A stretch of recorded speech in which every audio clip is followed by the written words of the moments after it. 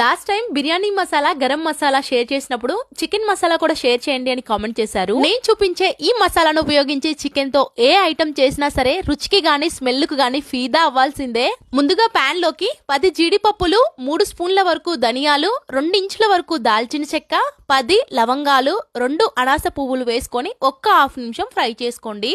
తరువాత పావు స్పూన్ మిరియాలు, 1 బ్లాక్ ఎలాచి, 6 గ్రీన్ ఎలాచి, ఒక చిన్న జాజికాయ ముక్క, అలానే 1 జాపత్రి, పావు స్పూన్ సోంపు, హాఫ్ స్పూన్ జీలకర్ర వేసుకొని మళ్ళొక్క హాఫ్ నిమిషం ఫ్రై చేసుకోండి.